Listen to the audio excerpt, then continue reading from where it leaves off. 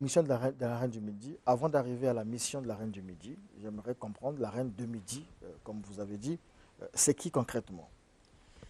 La reine des midis, c'est ce que la Bible appelle la reine des sabbats, ou la reine du Sud dans d'autres versions, ou encore la reine d'Éthiopie. Dans l'Antiquité, on l'appelait comme ça, la reine d'Éthiopie. Mais précisément, donc, quand la Bible dit la reine des midis, on parle de la civilisation royale qui naîtra au cœur de l'Afrique centrale, donc dans le pays de l'Équateur.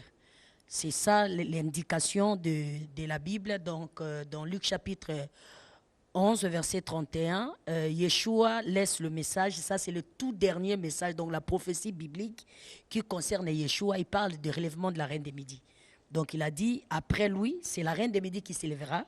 Elle s'élèvera pour ordonnancier. Elle s'élèvera avec une génération de rois. Peut-être que j'ai mal compris. Vous avez dit Yahushua, c'est ça? Oui, oui. Après lui, donc, pour ceux qui ne comprennent pas, Jésus. Euh, C'est le même personnage en fait. non, non, non. non. Yahushua, c'est qui? Yehoshua Hamashiach ou Yeshua Hamashiach, c'est le Messie suprême ou le Créateur suprême manifesté en chair. Parce qu'au fait, Mashiach ou Messie, qu'on a traduit en français, c'est l'onction du Créateur ou l'esprit du Créateur dans l'homme. Donc, quand le Créateur suprême vit à l'intérieur d'un corps humain, en hébreu, on appelle ça Mashiach ou Mashiach. Et donc, la personne qui porte cette onction-là, on l'appelle Messie. C'est celui-là qui est né à Bethléem. Exactement. Mais avant lui, il y a des Messies. Moïse, c'est un Messie. Pendant lui, c'est le Messie. Après lui, il y a des Messies. Aujourd'hui, il y a des Messies. Dans la logique de ce que vous disiez, après Yahushua, c'est la reine du Midi. Sinon la reine des Midi. Ça, c'est la prophétie de Yahushua. Donc, Yahushua, il dit que après lui, la reine des Midi s'élèvera. Parce que la reine des Midi était avant lui. Maintenant, après, le royaume des Midi avait complètement disparu. Donc, quand la Bible mentionne le royaume des Midi, on parle de royauté du bassin du Congo. OK? Et donc, comme ça avait disparu, il laisse le message et dit que ça reviendra. Et donc, ici, il est question que les gens comprennent d'abord Yahweh Elohim, Yod, He, Vav, He, donc les 4 tétagrammes. Il y a là les dieux, ceux qui ont reçu l'autorité du Créateur suprême, qu'on appelle des dieux. Okay? Donc, dans Deutéronome chapitre 10, verset 17, on dit que Yahweh est le Dieu des dieux, le Seigneur des seigneurs, le roi des rois. Alors, comment il va être Dieu des dieux s'il n'y a pas de dieux? Donc, il y a d'abord des dieux, il y a des seigneurs, il y a des rois. Alors, il est dit, Yod He Vav He, il y a d'abord les dieux qui sont là pour créer ce qu'il n'y avait pas avant. Il y a des messies, ceux qui viennent pour une opération nette et précise. Il y a des rois, ceux qui sont censés diriger les autres, les humains comme eux, et il y a des spirituels, c'est-à-dire des prophètes et des prêtres. OK? Donc là, dans la pluralité, ça devient Elohim. Donc lorsqu'on dit Elohim, on parle justement de ces 4 entités-là. On parle de ces 4 personnes qui ont le pouvoir venu du Créateur suprême pour exercer sa volonté ou accomplir son plan. Alors, pour ceux qui aiment vérifier des choses dans la Bible, parce que j'ai compris des questions de plusieurs personnes comme quoi, pourquoi tu as couronné Winaïva. On va arriver là. Voilà. Moi, je voulais d'abord, oui, justement, on va en arriver là. Je voulais comprendre juste la reine du Midi. On parlait de la reine du Midi tout à l'heure, vous avez donné des explications. Est-ce que la reine de Midi aujourd'hui est personnifiée ou ça reste simplement une vie de l'esprit, sinon un esprit? Exact, c'est une bonne question qui est très simple. C'est comme si on disait, est-ce que le Créateur suprême est personnifié ou il reste seulement un esprit? Le Créateur suprême est esprit et aussi personnifié. Donc la reine des midis est un esprit qui se personnifie aussi. Le Messie est un esprit qui se personnifie. Alors pour prendre un raccourci, parce que le raccourci que je prends, est-ce que la reine de Midi, c'est vous?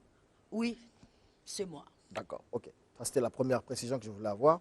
La reine de Midi, quelle est sa mission réellement? La mission de la reine des Midi, c'est ce que j'appelle royaume messianique Shama, la matérialisation des prophéties précédemment dites. Ça, c'est la mission de la reine des Midi. La mission de la reine des Midi, c'est ordonnancier. Selon la Bible, dans les prophéties précédemment dites, dans Ésaïe 23, versets 8 à 9, on parle de la reine des Midi en tant que dispensatrice de couronne, c'est-à-dire celle qui a l'autorité de couronner les gens. Et Dans Romains chapitre 8, versets 19 à 30, on parle de l'identification du corps messianique, on dit la création attend d'elle. Elle, c'est qui? C'est cette reine de midi, justement. Dans Cantique des Cantiques, chapitre 6, le verset 10, on parle de la reine de midi.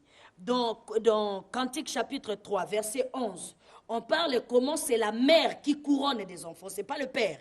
Dans le couronnement, ce n'est pas un homme qui le fait, c'est une femme.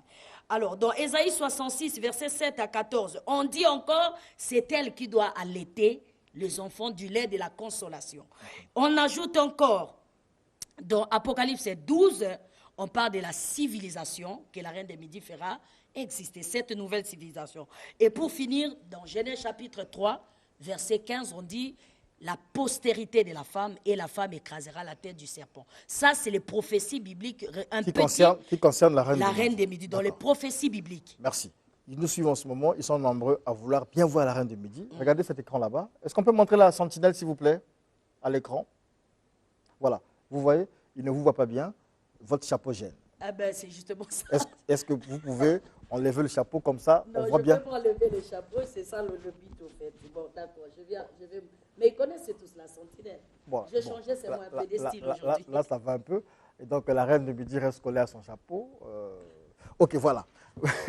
Vous avez défini la reine de Midi, la mission de Genèse, Apocalypse. La mission de la reine de Midi. Et vous avez aussi dit, non, relevez encore, on ne vous voit pas bien. Voilà. Okay. La mission de la reine de Midi. Et dernièrement, nous diffusions ici dans Studio 110 l'interview du roi Amenphis Winaiva, qui en réalité... Amenophis, c'est une mauvaise prononciation. D'accord, ok. Ok, Amenophis, bon. Donc eux-mêmes, ils ne savent pas aussi. Oui, je crois qu'ils essayent de faciliter le tâche. C'est vous, en fait, qui avez... L'intitulé vient de vous. Le titre vient de vous. C'est moi qui lui a donné ce titre. Nous, on le connaissait plutôt comme GPS, grand prêtre solaire. Nous avons visité tout ce qu'il a fait, l'art qu'il a fait. Et vous l'avez découvert aussi ici. Et vous m'aviez dit à un moment que vous irez du côté de Pointe-Noire. Ça a été aussi fait. Et donc, ce couronnement du GPS, beaucoup de personnes, certains se sont indignés, certains étaient étonnés, certains étaient dans la félicité, mais finalement, ça fait beaucoup de bruit quand même. On se dit, comment la sentinelle, on va dire de quel droit, elle quitte Brazzaville pour aller introniser, couronner le GPS roi Amenophis, le premier Winaiva. Je l'ai dit ici à la télévision, c'est vous qui m'amènez à la télé. Heureusement que vous êtes là. J'ai dit tout ce qui était, c'est ce qui revient. Je l'ai dit ici à la télévision, tout va changer, tous doivent changer, parce que les choses ne seront plus comme avant. Je l'ai dit encore, l'Afrique va reprendre les commandes. Comment l'Afrique va reprendre les commandes? C'est justement par l'autorité suprême, du Créateur suprême. Alors, le Créateur suprême m'a dit, va identifier des pierres vivantes. Je l'ai dit ici à la télé. C'est vous qui m'amènez Winaiva. Moi, je ne connais pas Winaiva. J'ai vu, quand vous avez présenté Winaiva, j'ai vu ce qu'il a fait. J'ai cherché, je pense que c'était pendant qu'on construisait le royaume à Inta. Pendant la construction du royaume, c'est là que l'Esprit me révèle Winaiva, qui il était. Évidemment, je n'ai pas cru tout de suite. J'ai dit, bon, puisque c'est ça, l'esprit, il y a tellement beaucoup des esprits, je ne peux pas être sûr de l'esprit qui me parle, et il faut que j'aille voir de mes yeux. S'il est réellement, c'est que l'esprit m'a présenté. Je suis venu d'abord à la télé, je lui ai dit ouvertement à la télé que je vais venir. Je suis allé chez lui, je suis resté 3 ou 4 mois, j'ai vu ce qu'il apporte. Ce qu'il apporte en hébreu, on appelle ça Mashiach ou Mashiach. C'est-à-dire quelqu'un apporte ce qu'il n'y avait pas dans son contrée. Ça ne veut pas dire que ça n'existait pas dans d'autres cieux, mais dans son territoire-là, il apporte ça. Deuxième des choses, il a fait 19 ans, s'il vous plaît. Sans voir l'extérieur de sa maison. Sans sortir hors du territoire. Qui ici au Congo l'a fait? Prier gêné alors qu'il n'est ni pasteur, ni choriste, ni chantre, il n'avait rien de la religion en lui. Ah, ça c'est important. Oui, Parce oui. que quelqu'un m'a dit, en fait, ça c'est des sources qu'on a souvent, quelqu'un m'a dit aussi que lui, c'est une espèce de révolté, il a été déçu par une femme. Non, non, non. Bon, enfin, ça, j'ignore sa vie privée. Moi, je parle de sa Voilà pourquoi spiritualité. oui, justement, donc ça, en fait, je ne dis pas que c'est ça, mais selon ce qu'on aurait entendu, Quel que soit, il aurait été déçu, et donc ce n'est pas toujours parfois spirituel. mais quel que soit, justement, c'est le chemin qui l'amène à s'interner. D'accord. Ce qui est sûr, c'est que nous avons des preuves que cet enfant n'a pas été religieux. C'est ce que je nomme Amenophis, c'est premier. C'est le tout premier fruit du royaume dont je présente. C'était pour la première fois, je vois quelqu'un qui n'était ni baptisé dans le christianisme, ni chantre, ni rien de tout ça, ici enfermé chercher le Créateur suprême. Il a découvert par l'esprit, sans que quelqu'un l'enseigne, ce qu'il connaît. Ça s'appelle la civilisation. Et donc, étant donné civilisatrice, je vois en face de moi un fils à moi. Ça me fait, aujourd'hui, j'ai 42 ans, ça me fera 27 ans que je traîne ce message, cette information, que je parle ça et là. Je n'ai pas vu quelqu'un Comme lui. D'accord. qui Vous avez dit tout à l'heure, pourrait tout quitter, tout renoncer. C'est vrai que se c'était consacrer ça. à Dieu. Voilà, ça c'est tout simplement incroyable. Donc si je le couronnais, le couronnement, la couronne, pardon, qu'il a reçue de moi, je crois que les vidéos sont là, je l'ai dit devant tout le monde, il mérite d'être couronné parce que personne n'avait encore gêné pendant 19 ans. D'accord, En merci, cherchant le merci Créateur beaucoup. suprême. Je retiens ceci, c'est le premier que vous avez couronné. Ça veut dire qu'il y en a d'autres qui viendront certainement. Exactement, c'est pour ça qu'il est Amenophis premier. Donc ça ne veut pas dire Amen Il y aura est un fini. deuxième et tout ça. Ok. Il y en a la Alors, suite. moi, la question que je lui ai posé cette question, je dis, lui, le GPS, désormais roi Amenophis Ier Winaïva, dit que la religion aujourd'hui, la spiritualité aujourd'hui, c'est lui. Et donc, il est à la tête d'une nouvelle civilisation, d'un nouveau royaume. Je ne crois pas qu'il a dit ça. Si, je lui ai posé la question expressément, l'interview intégrale est justement sur notre page Facebook. Je lui ai dit, mais pourquoi, si c'est vous le moteur, le leader, le guide de cette nouvelle civilisation, pourquoi la sentinelle ne viendrait pas vous rejoindre pour que vous fassiez simplement un? Je vous repose la même question. Mais c'est mon fils. Comment je vais rejoindre mon fils? Vous avez un fils, non? Vous avez des enfants. J'en ai beaucoup. Il n'est pas mon seul enfant. J'ai plusieurs enfants. Donc, je suis venu, j'ai vu l'un de mes fils qui m'a impressionné et qui a cru à tout ce que l'Esprit a dit, alors qu'il n'avait aucune connaissance spirituelle. Pour moi, il méritait d'être intronisé. Alors, pour répondre à la question, s'il dit qu'il veut être religieux, non, il n'est pas religieux. Non, il n'est pas religieux, en fait, c'est moi qui essaie de parler. Il n'est pas religieux, mais il est à la tête de la nouvelle civilisation. Oui, mais il apporte une nouvelle civilisation. Parce que le problème, c'est quoi? La civilisation, c'est quoi?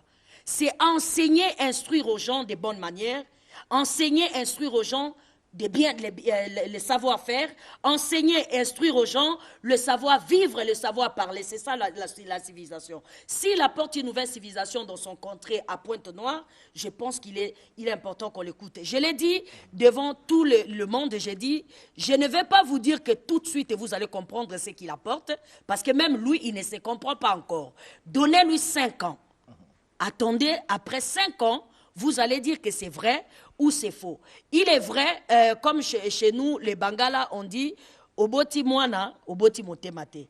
Tu peux donner naissance à un enfant, mais tu n'as pas donné naissance à son âme. Donc là, ici, devant le monde, ce que je voudrais enlever comme équivoque, que les gens essayent de personnifier comme s'il était religieux, il n'est pas religieux. Winaïva fait partie du corps messianique. Okay? Il fait partie du corps messianique. C'est quoi le Messie? C'est le représentant visible du Créateur suprême, invisible. Donc, il fait partie de ces corps-là. Je ne voudrais pas qu'il y ait une confusion comme quoi il est Jésus et autres, parce qu'il y a des gens qui pensent comme ça. Il a dit à demi-mot, hein. Il faut bien suivre son interview. Non, il n'a pas dit il a dit. Il ne peut pas le dire. Je suis sa mère, je sais. Ah, Même d'accord. s'il a dit, Bon, c'est ok. comme On retient ça, on retient ça. Mais comme Maman parle. Ok. Même quand c'est la mère qui parle, je pense que c'est beaucoup plus clair. Vous pouvez croire plus à la mère qu'à l'enfant. D'accord. Puisque je vous dis qu'il est le corps messianique. C'est un messie. D'accord. Nous sommes à la fin de l'émission. Dernière question. C'est vrai, j'avais vraiment besoin de rester même avec vous 1 heure ici. Oui. Mais la couronne que vous avez mise sur sa tête, vous avez mis sur sa tête, elle vient d'où? Ça vient de lui ou c'est venu avec vous?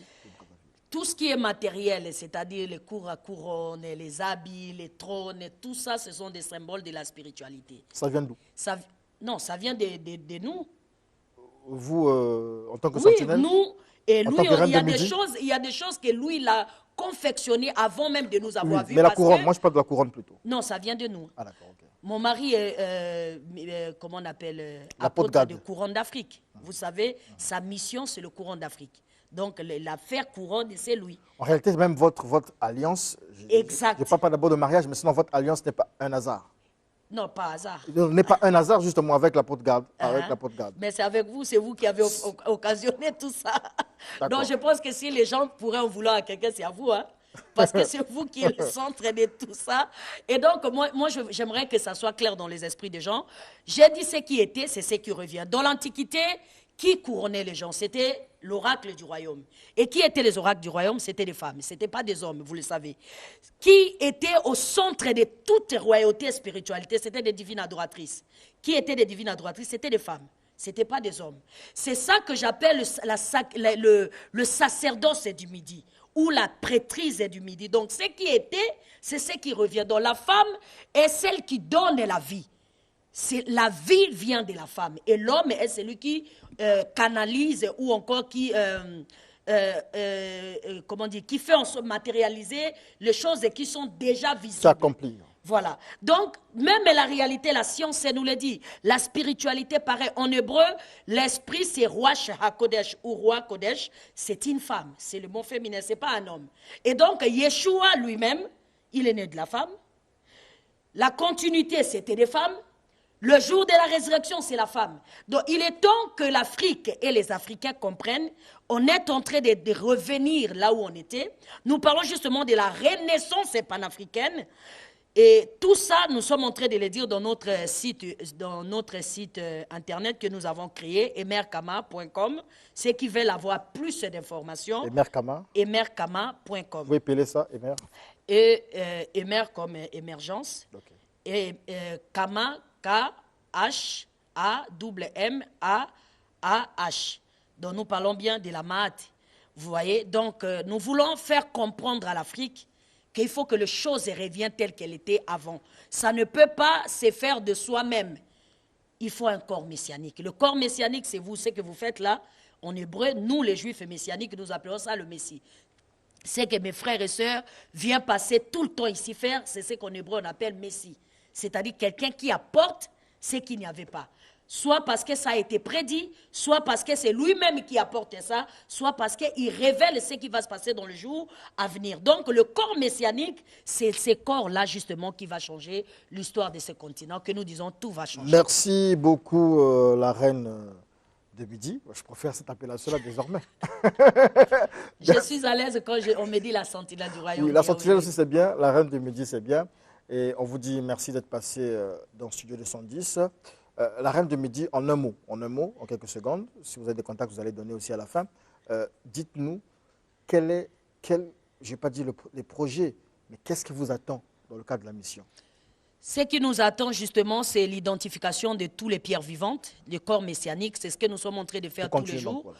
Donc, après cette unification, il y a le rassemblement des pierres vivantes que nous appelons la maison Beth Shemesh en hébreu, c'est-à-dire la maison du soleil, parce que pour que les ministres et le président n'aillent pas toujours loger dans des francs-maçonneries, dans toutes ces religions étrangères, il faut vraiment que nous puissions construire notre maison, parce que Proverbe 14, premier dit que la femme sage est celle qui bâtit sa maison.